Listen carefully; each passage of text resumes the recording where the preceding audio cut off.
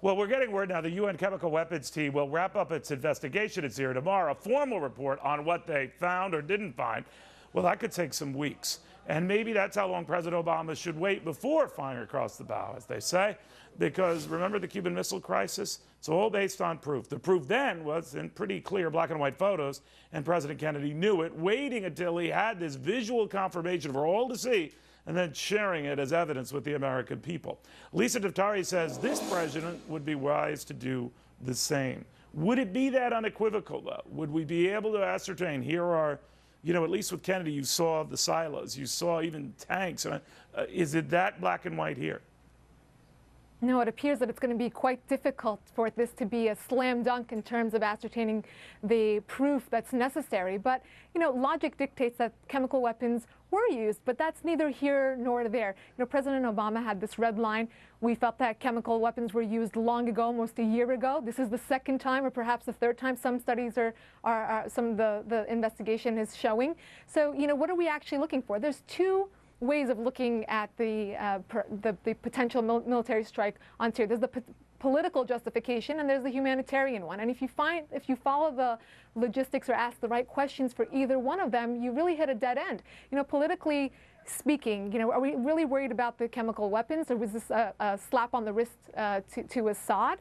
You know, President Obama is saying this is not meant to do regime change. We're looking to punish them. You know, using chemical weapons against the people is, of course, a war. It's a war crime. It absolutely is a war crime. But what are we really achieving by stating it out loud? We're literally thinking out loud here, giving the Assad regime time not only to move the elements where we're going to strike, because we've already said where we're going to strike.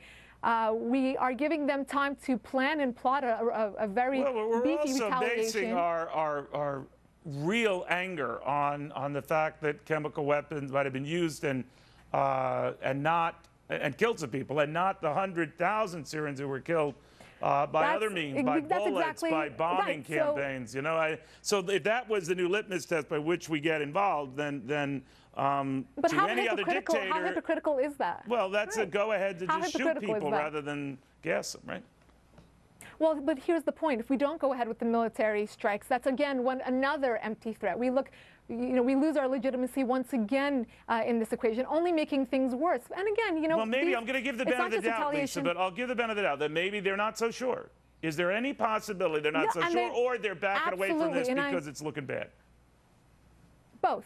I think it's absolutely both. I don't think I think it's very difficult to ascertain the exact evidence that's necessary in the case, but I think that if they needed the time, a week, for this evidence and the soil samples and the tissue samples to go to the labs, then they should have started long ago before announcing this new threat for military strikes, and giving them time to, again, hide and move the elements, and to, again, plan a retaliation. We're really waking up these cells. It's not just retaliation against Israel. It's going to be, you know, there are Al-Qaeda, Hezbollah cells here in the West. We know of these things. And what are we really doing? Our enemies are killing each other. And we're saying, wait, we want a piece of this action. We want to get in there. And we don't want boots on the ground. What's going to happen the day after? We don't want regime change. We don't want Assad to go. But what if he does go? That's what the people wanted, right? That's why they came out into the streets.